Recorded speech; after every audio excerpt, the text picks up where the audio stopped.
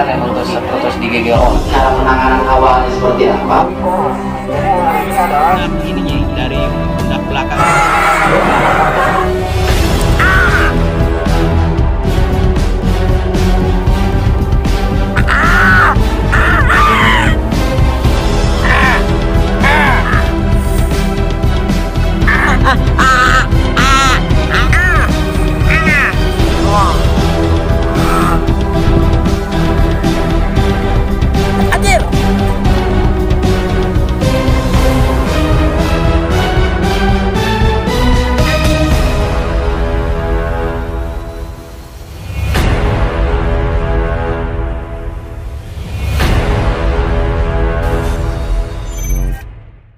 Lubangnya sangat gede banget teman-teman. Iya, ini bisa menjadi lubang biawak atau bisa juga lubang berang-berang atau otter teman-teman. Nah, lihat. Jadi bedanya kalau itu kan air yang tadi kita injak tuh dari atas teman-teman, dari rawa. Karena airnya mengalir ke sini jadi keruh seperti itu tuh. Kalau ini beda coy, tuh lihat. Saya penasaran, kita coba dongkrak. Kita coba bongkar teman-teman. Wah. Nah, tinggalnya tinggal itu, eta tinggal di mana? Tah, tinggal. Nah, eta. Allah ya Robi, astagfirullahaladzim. Nah, itu nya, gitu. Siga, iya nya, siga handuk. Kayak handuk teman-teman lihat. Gerak sih ya coy. Iya. Dot. Iya mah asli sih ya. Itu air gedean rumah. Lihat teman-teman, keluar air dari dalam.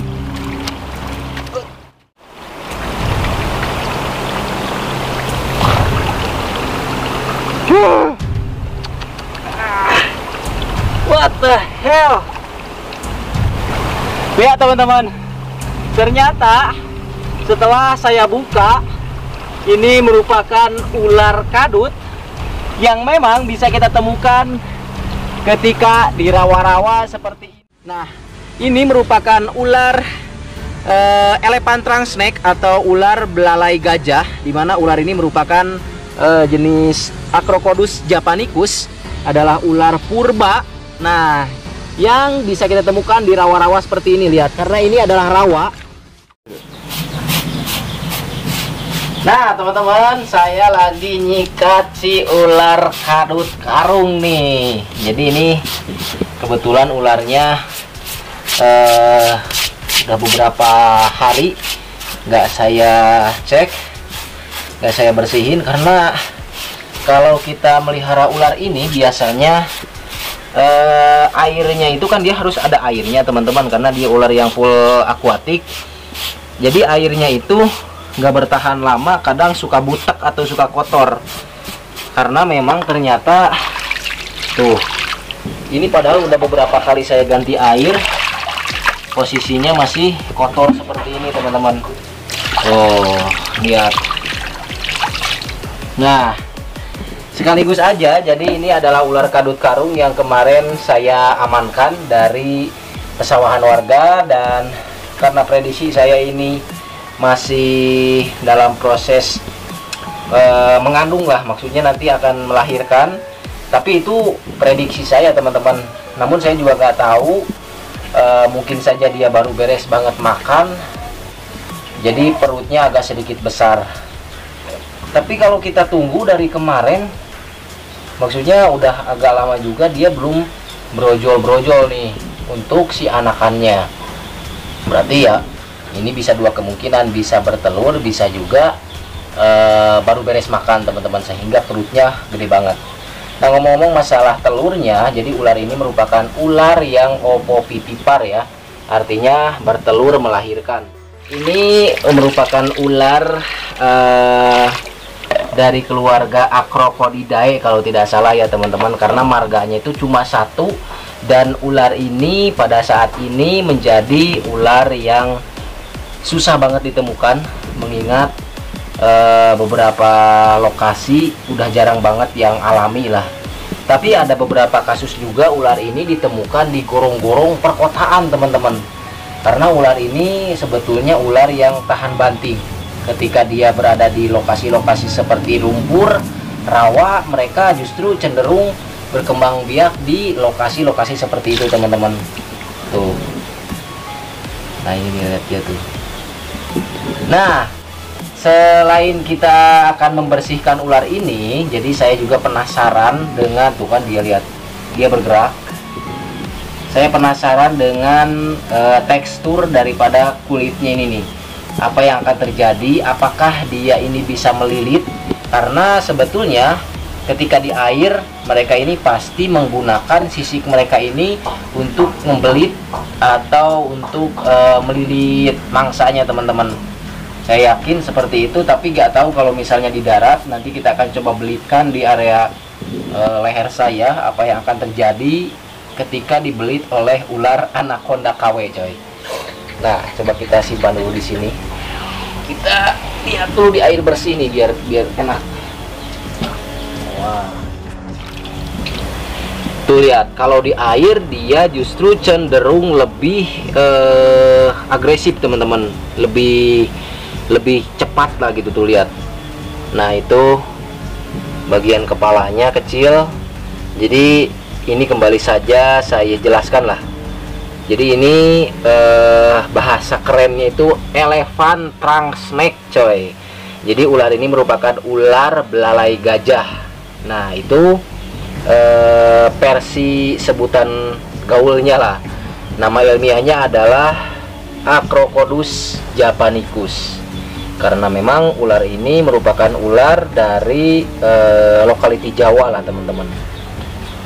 Nah, teksturnya seperti ini. Tuh lihat.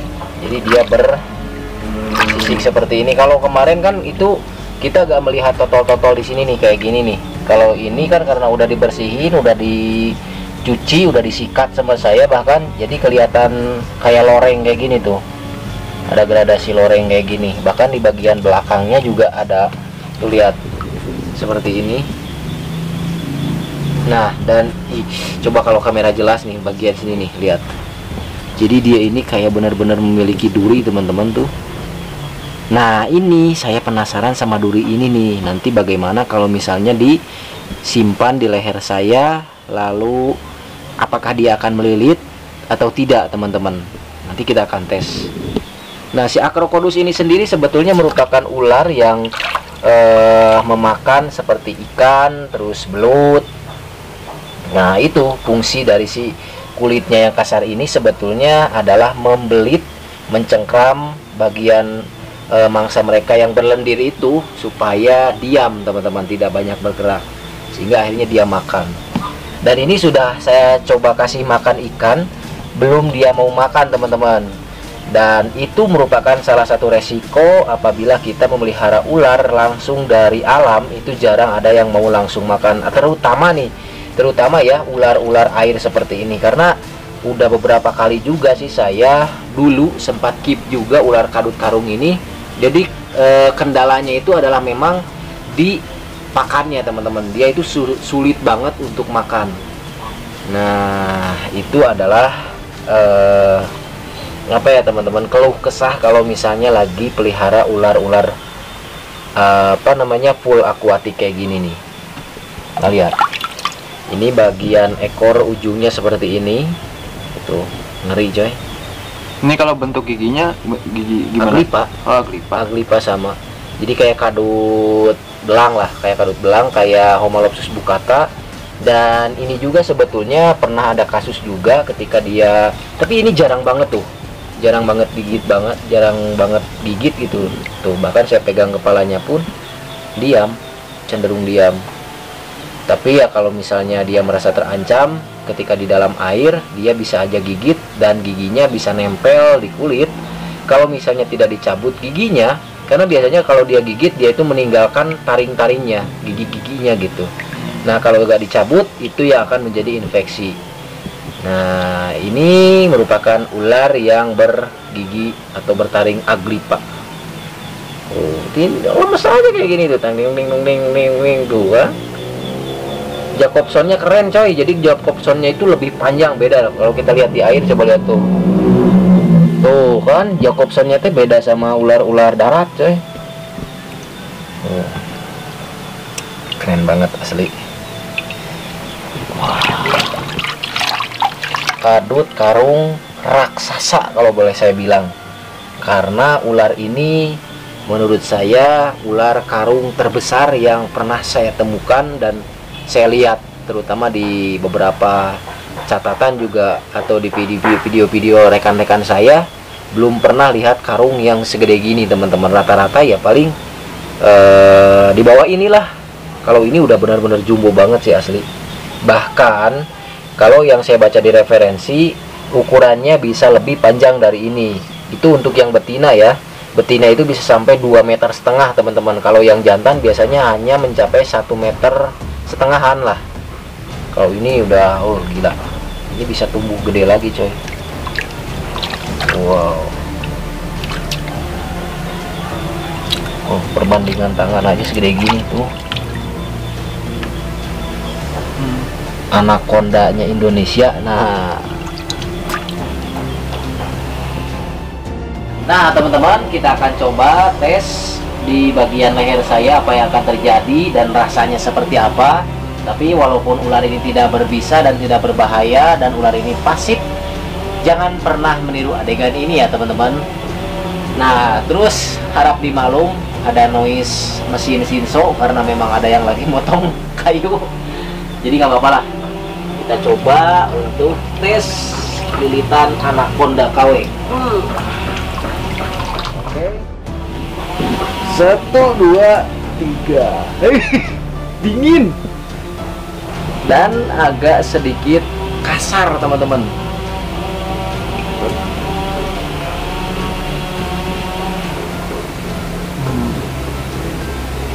Coba kita provokasi dia agar dia mau melilit.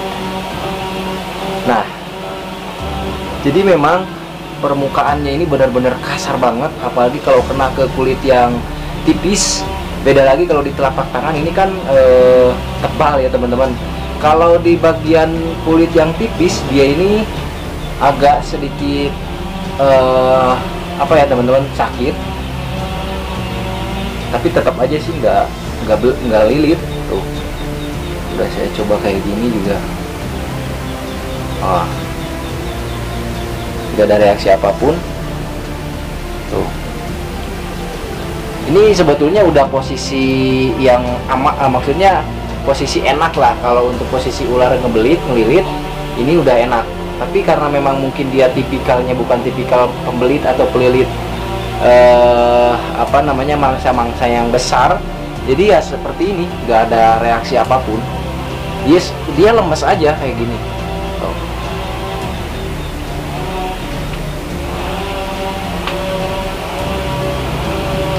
Coba kita tunggu. Tuh. Nah, coba lihat nih bagian sini nih. Jadi ketika kulit bagian ularnya nih kena ke bagian leher, ini benar-benar kayak ada sedikit duri-duri yang nancep teman-teman. Walaupun nggak menimbulkan efek, tapi itu kerasa coy.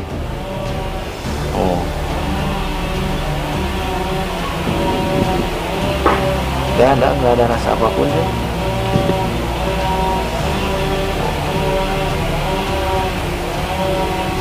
Jadi ternyata nggak ada rasa efek apapun. Tuh makanya kenapa disebut ular belalai gajah, karena lihat aja, tuh kan, ampleh tuh, lulus gitu si badut. Tuh. Teman ya, kita udah nunggu beberapa menit, nggak ada reaksi apapun. Jadi sekedar informasi aja buat kalian semuanya, ketika melihat ular ini terus di dalam air, jangan takut coy, dia gak bakalan belit, gak bakalan melilit. Apalagi kalau misalnya mangsanya maksudnya gede, itu gak bakalan coy, karena dia cenderung memangsa hewan-hewan kecil seperti ikan, belut, dan lain-lain teman-teman. Gak ada reaksi apapun, cuma di bagian leher agak sedikit sakit tuh, karena memang bagian permukaan kulit ularnya benar-benar kasar banget ya. Nah, mungkin itu saja teman-teman. Jadi ini hanya mengisi saja daripada tadi saya bersihin ular ini, terus nggak dapat konten. Jadi sekaligus kita kontenkan, sekaligus kita buktikan apakah ular ini membelit atau tidak. Dan ternyata ular ini tidak membelit kepada manusia, coy, dan tidak berbahaya bagi manusia, bahkan tidak bereaksi sama sekali. Jangan lupa di like dan di subscribe channel Sahabat Alam. Nantikan video kami selanjutnya.